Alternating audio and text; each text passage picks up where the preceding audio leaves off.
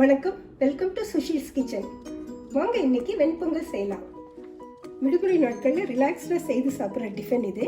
இதுக்கு நான் 2 கப் பச்சரிசி, 1/2 கப் பாசிப்பருப்பு, 1 டேபிள் ஸ்பூன் ஜீரகம், 1 டேபிள் ஸ்பூன் மிளகு, ஒரு 2 பிஞ்ச் மஞ்சப்பொடி, 1 டேபிள் ஸ்பூன் இஞ்சி பொடிசாக நறுக்கி வச்சுருக்கேன். கொஞ்சம் கருவேப்பிலை எடுத்திருக்கேன்.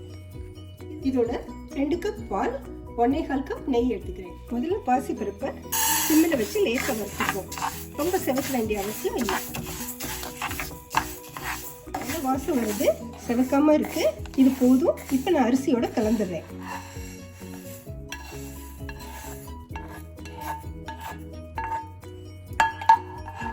இதை 2 முறை கழுவிட்டு குக்கரில் சேர்ப்போம். அரிசியும் பருப்பும் 2.5 கப் இருக்கு மொத்தமாக.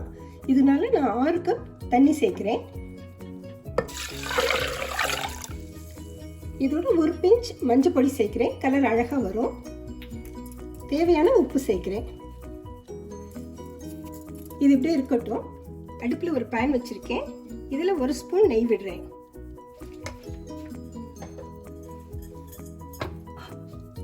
நெய் சூடாகட்டும். இதில் மிளகு, சீரகம் 2யும் போடுறேன். கொஞ்சம் பொரியட்டும்.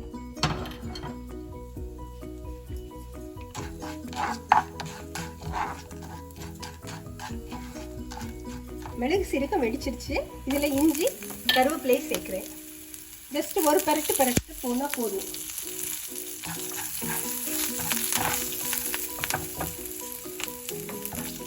இதை அரிசி பருப்பு வச்சிருக்க குக்கரில் சேர்ப்போம். குக்கரை மூடி மீடியம் ஃப்ளேமில் 3 விசில் விடுறேன். 3 விசில் வந்துருச்சு. குக்கரை எடுத்து வச்சுடுவோம். ப்ரெஷர் போகட்டும். அடுப்பில் ஒரு பாத்திரத்தில் 1 கப் தண்ணி, 2 கப் பால் சேர்த்து நல்லா கொதிக்க விடுவோம்.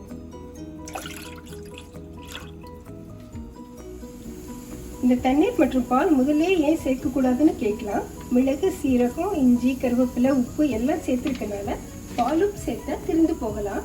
குக்கரில் நேரடியாக வைக்கிறதுனால தண்ணி அதிகப்படியாக இருந்தால் வெளியில் கொட்டும். மேலும் இப்படி வெந்த பிறகு பால் தண்ணி சேர்த்து கலந்து விட்டால் பொங்கல் சாஃப்ட் அண்ட் ஸ்மூத்தாக இருக்கும். பால் நல்லா கொதிச்சிருச்சு. இப்படி நல்லா கொதிக்க விட்டு பொங்கலில் சேர்க்கணும். அப்போ தான் நல்லாயிருக்கும். ப்ரெஷர் போயிடுச்சு. இப்போ திறந்து பார்ப்போம். சரியாக வந்திருக்கு. இதோட சூடாக்கி வச்ச பாலை கலந்துப்போம். இதை ஊற்றி நல்லா கலந்துக்குங்க.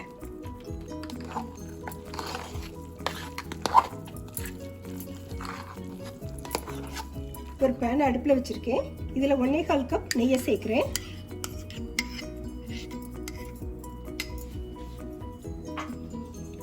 நெய் சூடாகட்டும்.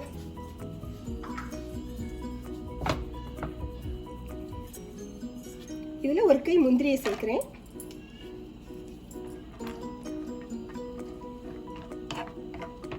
நெய் லேசாக சூடாக இருக்காலே முந்திரி சேருங்க. ரொம்ப சூடாச்சுன்னா கரிஞ்சு போயிடும். முந்திரி நல்லா வறுபட்டுருச்சு. இப்போ இதை பொங்கலில் கலந்துடுவோம். பொங்கலை நல்லா நெய்யோட கலக்கி விடுவோம்.